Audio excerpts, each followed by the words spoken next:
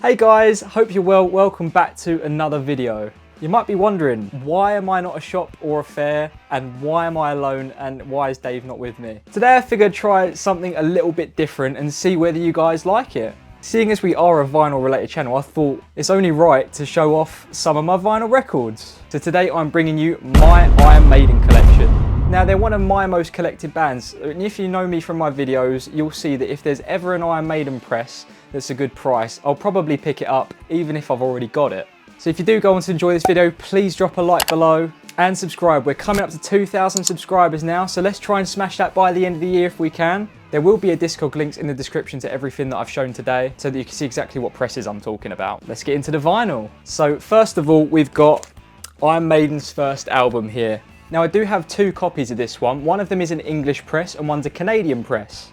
We got the Canadian one over here, catalogue number ST12094, and the English one EMC3330 on the left. Now, I'm the kind of person that needs a UK first with most of the albums that I like, so having the Canadian one first, I wanted to have an English one. So first off with the Canadian, I got this one from Dave. He had it in his collection. I don't know how much he paid for it when he got it, anything like that, but it was one of my first records, this one. Now this album did feature Paul Di'Anno on vocals, and it was the only Iron Maiden album to have Dennis Stratton on one of the guitars. If you look on the back there, nothing's really different apart from in the top corner you see the catalogue number is just different, and on the inside it is on Harvest, but it's a slightly different label to the regular one. It's got the Canadian catalogue number there, as well as it says manufactured in Canada, if you can see that. It's got a couple of scratches on it, but it's well worth having in the collection, and the actual cover itself is really cool condition. So that's the first one. And here we have the English press here. The English press does come with a black inner sleeve, and the label, as you can see, is far different to the Canadian one. There's nothing quite like early Iron Maiden. The first two albums are so different to the rest of them.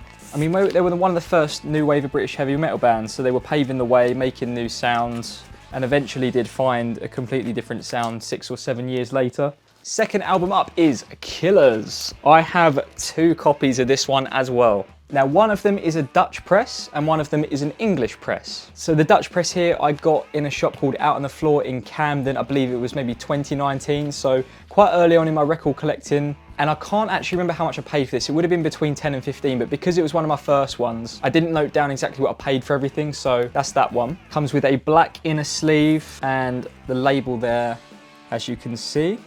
I'd grade this one as an all-round VG, so for 10 to 15 pound, I think at the time it wasn't too bad. And the English press here, I actually got this last April at a record fair in Southend, and I got it for £6. It's probably VG, but I was flicking through these boxes, just random vinyl, and I come across a couple of metal finds, and I see £6 on it. I was like, okay, quick, take it out, hide it before anyone else can see it. And it is my only UK press of this. Not sure whether it originally came in a different inner, but it comes with this one. And as you can see here, the label following a very similar theme to the other first two that I showed you. I just love Eddie, man. I remember when I was a child being taken to a record shop, and I'd always flick through the Iron Maiden records because I found the covers eerie yet really cool. Just look at the face on him. I was never scared. I just found it really cool.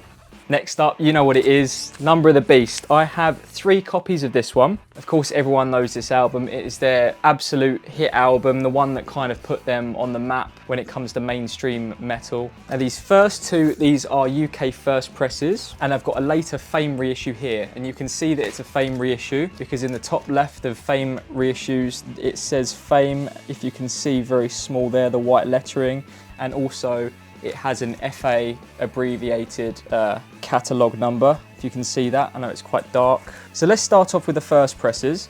The first one, you might have seen me buy this in one of our recent Spitalfields videos. I got this just a couple of months ago at Spitalfields, and it was £10. It's got a bit of tape on there, and it's not the absolute most amazing press, but usually these go for anywhere upwards of 20, 25, 30 pounds. Comes with the original inner, and there we go, there's the label there.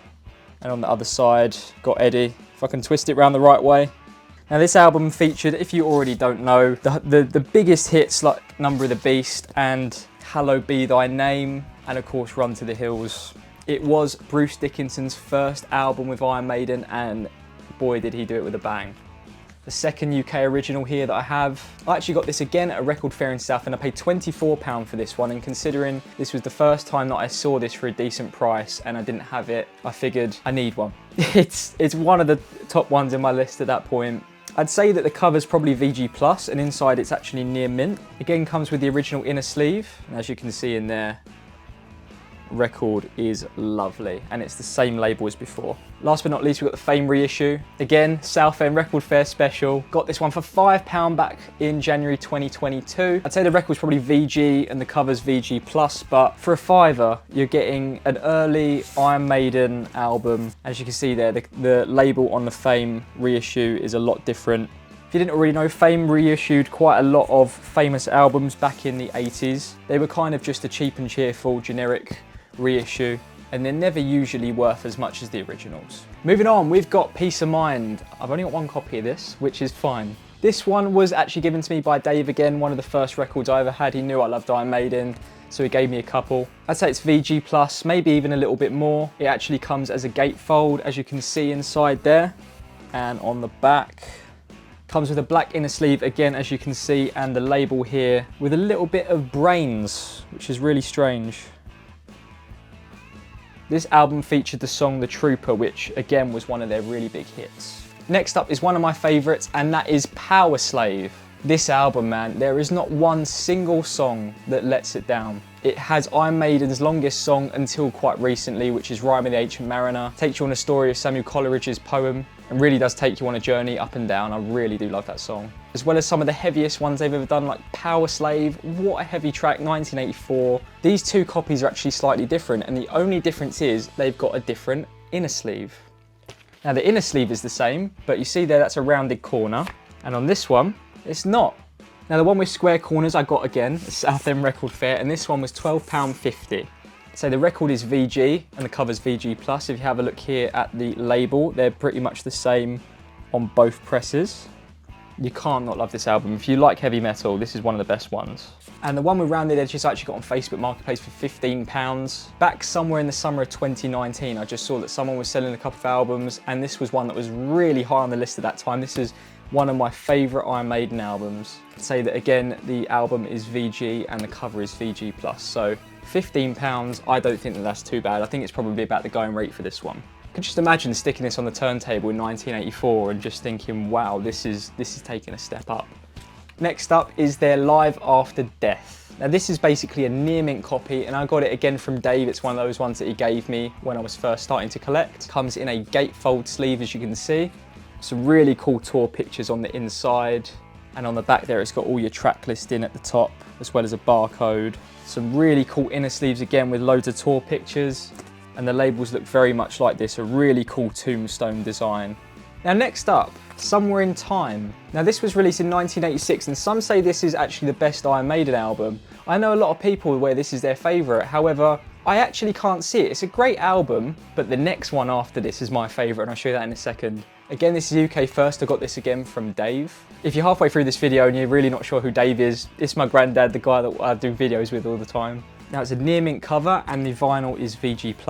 Comes with a really cool inner sleeve there, a really cool picture of the band, and then inside you've got Eddie looking alien and electronic and robotic and cyborg-ish. This one had Wasted Years on it, and yes, that is an amazing song. Next up, now this is my favourite Iron Maiden album. It is Seventh Son of a Seventh Son. Boy, is this an experience. The way they used keyboards on this album made it a lot more atmospheric, and I think really added to the sound. This is a bit more of an experimental album, but it's my favourite. Talk about a cool cover there, look at that.